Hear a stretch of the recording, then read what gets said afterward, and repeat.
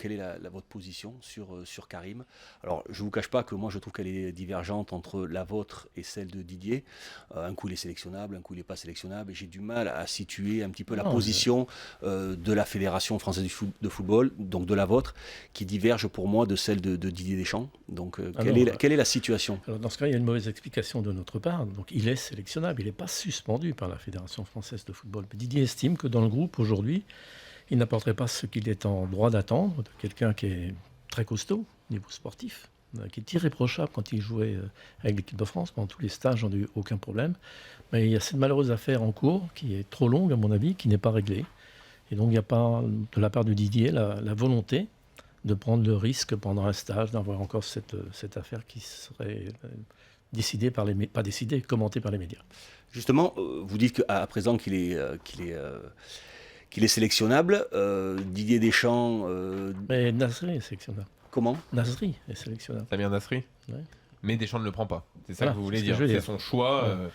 Non, Sauf que attention, Benzema veut revenir. On l'a vu. il on faut l'a faire vu attention, dimanche. il y a des joueurs qui ne sont pas suspendus, ce qui est le cas de Benzema. On avait pris l'accord pour l'Euro. Aujourd'hui, laissons passer encore un petit peu de temps pour cette affaire. Mais justement, vous avez dit, vous, que Karim Benzema, je reprends une déclaration de 8 juin sur les ondes de RMC, qu'il n'était pas sélectionnable. À ce jour, c'était le 8 juin. Didier Deschamps, le 25 août, lui, nous explique qu'il était sélectionnable pour l'Euro. Et vous nous avez expliqué qu'il ne l'était pas. Donc c'est ça, moi, qui m'interpelle un petit peu.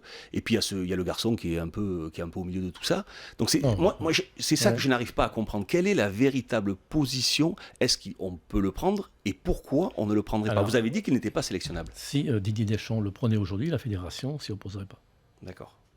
Je ne sais pas si c'est clair. C'est assez clair, je ne vous cache pas. Parfait. Donc vous laissez totalement sur ce dossier Didier Deschamps agir. Ah ben écoutez, Didier est vraiment le maître absolu des joueurs qu'il convoque et qu'il dirige.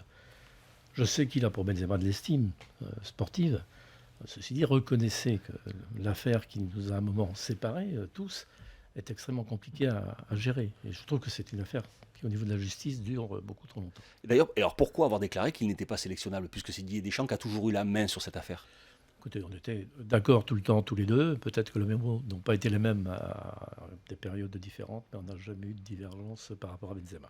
Donc aujourd'hui, Didier Deschamps ne le prend pas parce qu'il estime qu'il ne serait pas assez performant, ou il a déjà un groupe. C'est quoi sa raison aujourd'hui? C'est médiatique, oui. C'est par rapport à l'opinion publique, c'est par rapport à quoi? Non, je pense que si Didier a la volonté de le sélectionner, il saura l'intégrer. J'ai aucun doute sur sa qualité de possibilité d'intégrer un joueur quel qu'il soit.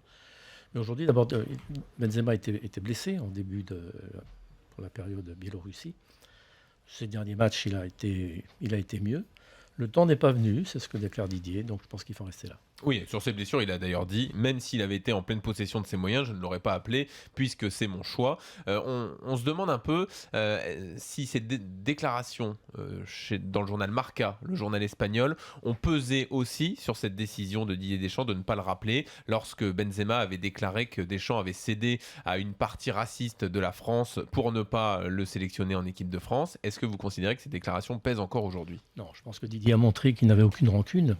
C'est normal que, comme tout homme, à un moment, il peut souffrir d'une déclaration. C'est la vie de chacun d'entre nous.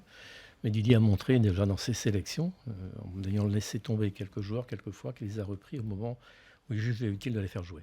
Justement, donc là, il n'y a pas de blessure sur ces déclarations, sur les tags qui ont également eu lieu sur sa maison. Il n'y a pas de blessure ouverte là-dessus. Que Didier ait gardé quelque part quelque chose qui ne lui convient pas, c'est possible. Mais sportivement, le jour où il essaiera de le prendre, il n'y aura pas de problème.